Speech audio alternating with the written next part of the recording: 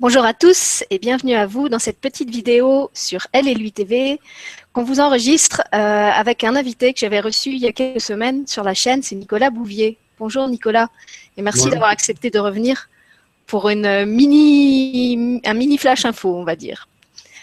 Donc, si vous ne l'aviez pas vu, j'avais reçu Nicolas il y a quelques semaines sur Elle et lui TV, au départ en tant qu'auteur d'un livre qui s'appelle La loi du silence et qui s'était proposé de présenter un livre où il raconte son passé d'ancienne victime du harcèlement scolaire et la façon dont il s'est servi de ce passé douloureux pour servir aujourd'hui son engagement sur le terrain auprès des victimes et des familles qui sont touchés, qui continuent d'être touchés tous les jours par ce fléau du harcèlement et de la violence scolaire. Donc, on avait fait cette première émission ensemble. Pour moi, je dois dire qu'elle a vraiment été un déclic parce qu'elle m'a replongé dans tout un vécu, tout un quotidien avec lequel j'avais été en contact quand j'étais jeune enseignante. Et à travers Nicolas, je suis ensuite entrée en relation avec tout un réseau de personnes qui sont impliquées dans la lutte contre la violence scolaire en général et le harcèlement en particulier. Et ça m'a donné en fait envie de relayer à travers toute une série d'autres émissions sur ma chaîne le travail qu'ils font.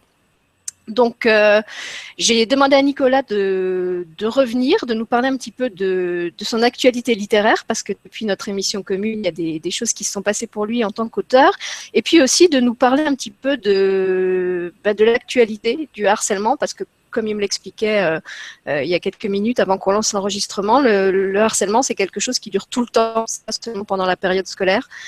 C'est en continu pour ceux qui le subissent. Et on a trouvé que c'était vraiment important de sensibiliser les gens à ça, au fait que c'est partout, que c'est chez tout le monde et sous de multiples formes.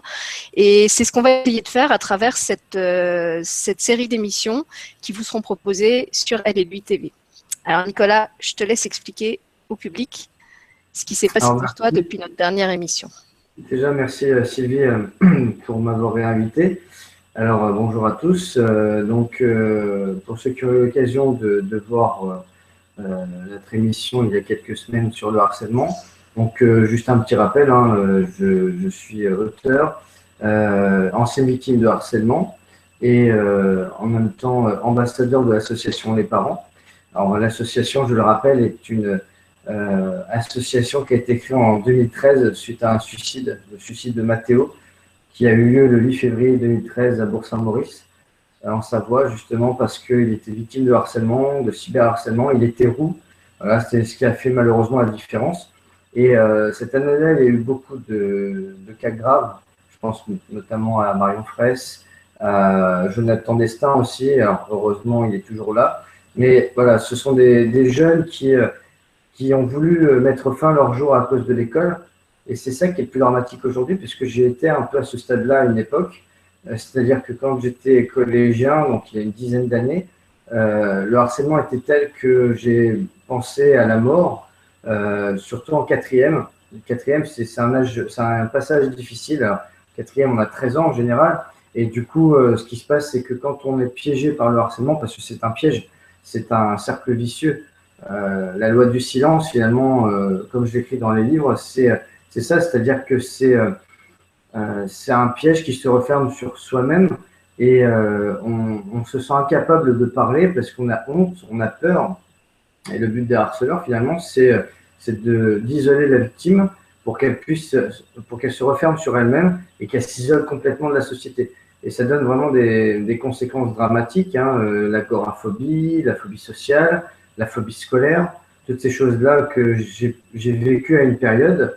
Alors, il m'a fallu beaucoup de temps pour m'en sortir, mais aujourd'hui, c'est vrai que on se rend compte que Internet et les réseaux sociaux ont vraiment accru cette gangrène qui est le harcèlement scolaire, le cyberharcèlement, les bizutages aussi dans le milieu, que ce soit sportif ou dans les grandes écoles.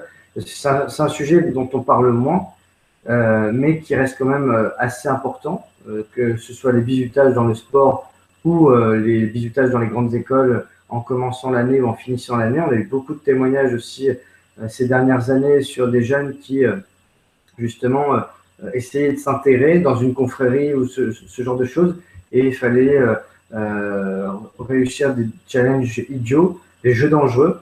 Et je pense notamment à Adrien Georget, qui était le fils de Myriam André, qui est une mère de famille qu'on suit sur Internet aussi, parce qu'elle a perdu son fils Adrien, qui était dans une école d'ingénieurs, encore l'année dernière, et qui était victime de brimades de ses camarades, de violences. Et il a mis fin à ses jours au mois d'octobre dernier, à l'âge de 20 ans. C'est un jeune homme brillant. Et moi, ça me fait beaucoup de peine parce que je me dis finalement, hors cadre scolaire jusqu'au lycée, j'ai envie de dire jusqu'au bac, au-delà, on a encore des gros problèmes à gérer. Et puis, bien sûr, il y a le harcèlement au travail, qui est un autre phénomène aussi, mais qui est aussi important, je pense, que le harcèlement, et qui est aussi un mal du siècle. Donc voilà, toutes ces choses-là font que j'ai voulu m'engager parce que je me suis dit que les livres devaient servir de support, mais qu'avec la possibilité, le pouvoir qu'on pouvait avoir justement d'aller plus loin, de sensibiliser, pourquoi pas essayer de changer les choses, bousculer le système, hein, c'est un peu le but, avec l'impact médiatique qu'on peut avoir, essayer d'aider les jeunes au plus près. Alors malheureusement, on le fait souvent par Internet parce qu'on ne rencontre pas tout le monde sur le terrain, mais au moins essayer justement d'apporter du réconfort, des mots qui font du bien pour changer, et essayer de les aider à distance. C'est déjà un gros travail parce que sur une phrase, sur une expression, tout peut basculer. Donc voilà, le miracle d'Internet, quand on sait l'utiliser intelligemment, c'est de pouvoir sauver des gens à distance. Mais c'est vrai que je voudrais en profiter justement pour rendre hommage aux victimes. Et malheureusement, il y a eu un suicide récemment, mardi dernier, d'une jeune fille de 13 ans à Saint-Malo qui s'appelait Bérénice. Et justement, le fait est que 12-13 ans, c'est l'âge malheureusement difficile, et le mal-être est très important. Donc c'est pour ça que je voudrais rappeler qu'il faut s'entourer et qu'il ne faut pas rester seul et s'exprimer. Oui, et c'est ça qu'on voulait aussi rappeler tous les deux à travers cette vidéo, parce que je crois que c'est ce qui motive ton engagement et aussi pour partie le mien, c'est que quand on parle d'aider les jeunes, on ne parle pas seulement de leur redonner confiance en eux, on ne parle pas seulement de rebooster leur estime de soi, on parle de vie, on parle de jeunes qui sont tellement acculés à la souffrance qu'ils perdent la vie tous les jours. Et ça, on ne sait pas forcément, mais tous les jours, il y a des jeunes en France et ailleurs qui se suicident, qui pour certains réussissent, et même pour ceux qui ne réussissent pas, qui après vont garder des séquelles graves, que ce soit des séquelles physiques, des séquelles morales. Quand on a subi un harcèlement comme ça, c'est vraiment quelque chose qui laisse des traces dans la personnalité qui vont les poursuivre après loin, jusque dans l'âge adulte. Donc ce n'est pas seulement un problème de génération, c'est quelque chose qui nous touche tous, de près ou de loin. C'est pas du tout un problème de génération dans le sens où c'est un phénomène qui a toujours existé. On l'expliquait dans l'émission la dernière fois, parce qu'encore une fois, les gens pensent que c'est un phénomène, suivant les témoignages, parfois ils pensent que c'est récent, parfois ils pensent que c'est très ancien, sauf qu'à l'époque, on ne parlait pas de ça.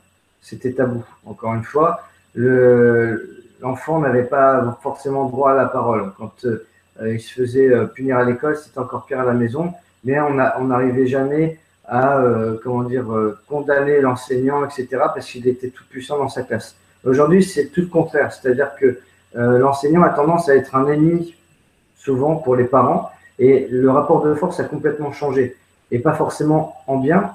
Je voudrais revenir 2 secondes sur l'assassinat justement d'une enseignante à Albi il y a 2-3 ans, parce que j'ai fait une dédicace récemment à Lescure, qui est une ville à côté d'Albi. Et les témoins, justement, les lecteurs m'ont reparlé de cet assassinat parce que c'était une jeune femme qui était mariée, qui avait 2 enfants. Juste pour un mot, dans le carnet de correspondance, la mère est venue avec un poignard et a poignardé de plusieurs coups de couteau l'enseignante. Alors, il s'est avéré que la mère de famille était dans une situation psychologique grave, mais elle avait été libérée de l'hôpital psychiatrique. Et c'est là qu'on se pose la question de savoir jusqu'où on peut aller dans la violence, parce que finalement, on se rend compte encore une fois que l'école est à l'image de la société, et actuellement la société explose. On le voit un peu partout. Alors j'extrapole un petit peu par rapport au cadre scolaire, mais l'école est totalement le reflet de ce qui se passe actuellement dans le pays, entre les grèves, les manifestations, une sorte de guerre civile qui se produit, et du coup les jeunes sont spectateurs de ça, souvent parfois acteurs aussi, suivant l'âge, et ils sont complètement en perte de repère. Et quand on leur parle d'avenir, ils n'y pensent même pas parce qu'ils ne savent même pas demain ce qu'ils vont faire déjà. Et c'est vrai qu'on est dans une génération un peu difficile parce que Internet est, je dirais même trop présent certaines fois. C'est-à-dire qu'on enlève Internet, la plupart des jeunes ne savent plus vivre. Et c'est vrai qu'il y a un mal de vivre, il y a un mal-être. Et quand on voit des cas gravissimes comme des suicides filmés en direct avec Periscope, il y a quelques semaines seulement, d'une jeune fille de 19 ans, là on arrive au paroxysme de la violence. Et encore une fois, on n'imagine pas, on ne prend pas assez conscience, pas assez de recul qu'il y a des jeunes parfois qui peuvent avoir 7-8 ans et qui tombent par hasard sur ce genre de vidéo. Et quelle image ça leur donne.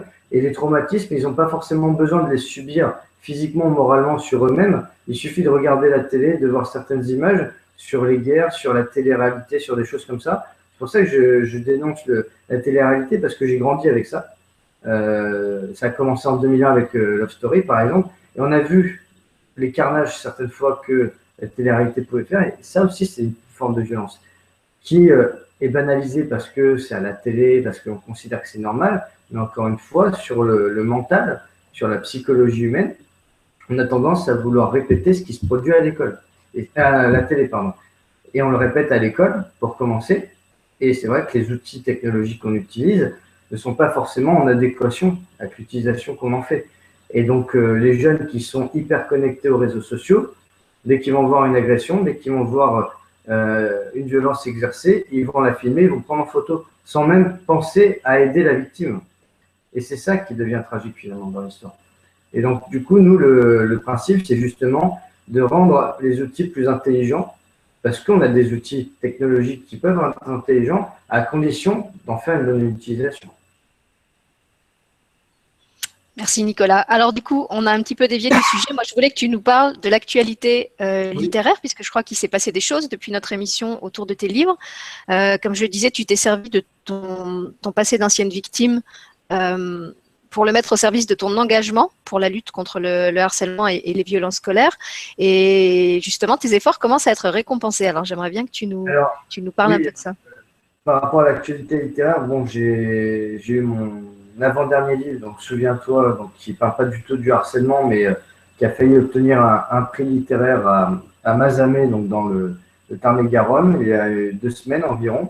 Donc ça a été une vraie fierté aussi par rapport à mon travail d'auteur, etc., puisque c'était le 2e prix littéraire auquel je participais. Bon, j'ai été quand même nominé à ce prix-là, donc une belle reconnaissance quand même. Et puis, La loi du silence, mon nouveau livre, participe justement le 25 juin prochain à un prix littéraire, donc à un salon du livre en Dordogne, dans un village qui s'appelle Lannoy. Et puis, justement, ce jour-là, il y a une marche qui aura lieu à Paris, la marche de la Rose Bleue. Alors, c'est une marche où malheureusement, je ne serai pas présent puisque je serai déjà à un salon du livre. Elle est à l'initiative de Willy Pierre, donc le président de l'association Les Parents, dont je suis l'ambassadeur. Et évidemment, je soutiens cette initiative puisqu'elle arrive à un moment où justement l'école est vraiment en perte de repère, en danger, et les victimes ont besoin que leur message soit délivré. Donc on est un peu leur porte-parole, si je puis dire. Et donc, du coup, le but de cette marche, c'est vraiment d'aller vers le ministère et de leur dire regardez ce qui se passe. Parce que on s'aperçoit qu'on arrive toujours à dériver sur des sujets polémiques dans l'éducation nationale, que ce soit par rapport aux tablettes numériques ou à d'autres sujets que je n'expliquerai pas ici, mais je veux dire, le vrai problème de l'école, déjà, c'est le harcèlement.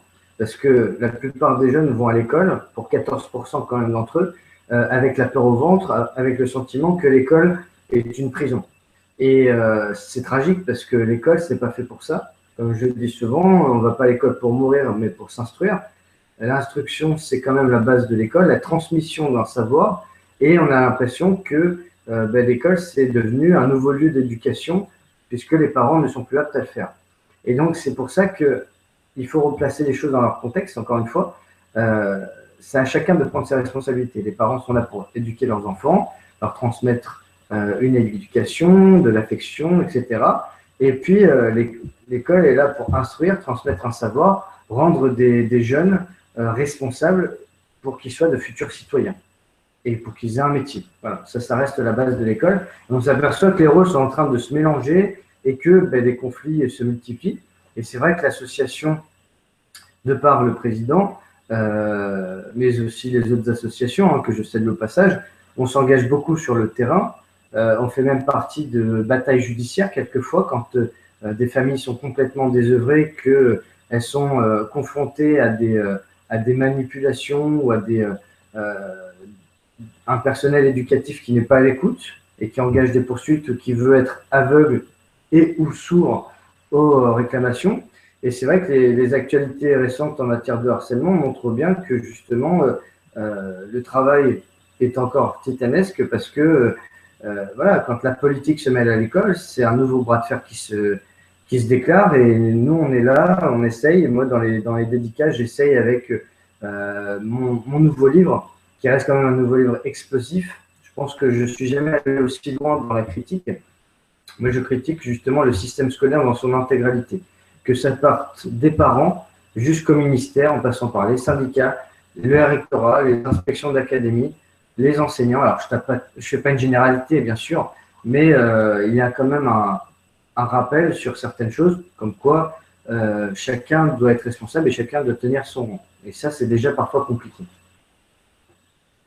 Bien, merci de nous avoir rappelé tout ça. Comme moi, je ne serai pas présente non plus physiquement à la marche de la Rose Bleue, j'ai proposé à Nicolas et aussi justement à Willy Pierre et aux acteurs qui sont impliqués dans la lutte contre le harcèlement et les violences scolaires, de relayer à travers ma chaîne LLU TV leur travail pour le faire connaître mieux, parce que je crois que c'est vraiment important de montrer non seulement ce qu'ils font, mais aussi toutes les difficultés auxquelles ils sont confrontés au quotidien. Donc il va y avoir normalement à partir de la semaine prochaine, le 13, une série d'émissions en direct, interactives comme d'habitude, où vous pourrez poser des questions à ces différents acteurs. Il y aura dès jeudi de cette semaine une émission en direct autour du harcèlement sous toutes ses formes. Tu en as bien parlé au début de cette interview. Il n'y a pas seulement le harcèlement scolaire, il y a le harcèlement professionnel, le harcèlement moral, le harcèlement sexuel. Il y a toutes sortes de formes de harcèlement. Donc, jeudi prochain à 21h30, on vous propose sur LLU TV de refaire une émission, cette fois sous forme de questions-réponses, avec Michel Guénier, qui avait déjà fait une conférence sur la manipulation et la façon d'échapper à ces stratégies.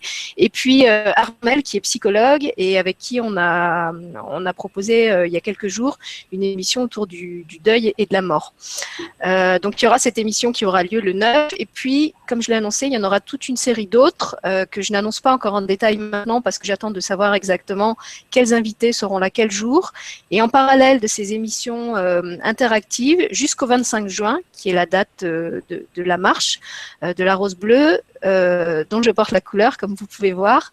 Je vais aussi proposer sur la chaîne toute une série de petits spots, de petits clips enregistrés où je vais donner la parole justement à des personnes qui ont souhaité s'exprimer au sujet de la violence et du harcèlement scolaire. Donc que ce soit d'anciennes victimes comme toi Nicolas, des familles qui ont été touchées par ça et qui ont réagi en mettant en place des actions sur le terrain, que ce soit des artistes qui travaillent actuellement dans leur domaine professionnel ou en milieu éducatif pour sensibiliser les jeunes à ce problème-là. Donc voilà, il va y avoir comme ça toute une série d'émissions en direct ou enregistrées. Ça va se poursuivre tout au long du mois de juin jusqu'à la date butoir un peu du 25 juin, qui est la date de la marche de la Rose Bleue à Paris. On compte sur vous pour relayer l'info. Je sais que tout le monde n'est pas sur place, tout le monde ne peut pas se déplacer jusqu'à Paris. Je sais que la fin d'année, c'est une période qui est chargée pour beaucoup de gens. Les étudiants sont en examen. En ce moment, il y a des grèves, il y a des inondations, il y a plein de choses. Mais en tout cas, on avait vraiment à cœur de ne pas attendre encore le mois de septembre pour aborder cette question du harcèlement scolaire parce que, comme on l'a dit en début d'émission, et on va encore le rappeler, c'est quelque chose qui touche tout le monde, tout le temps. Et surtout, c'est quelque chose qui coûte des vies. Voilà. pourquoi ça nous a semblé important d'en parler aujourd'hui. Donc, on vous remercie de nous avoir écoutés et on espère que vous serez là pour relayer notre effort avec tous les moyens qui sont les vôtres et que vous jugerez bon. Merci. Merci.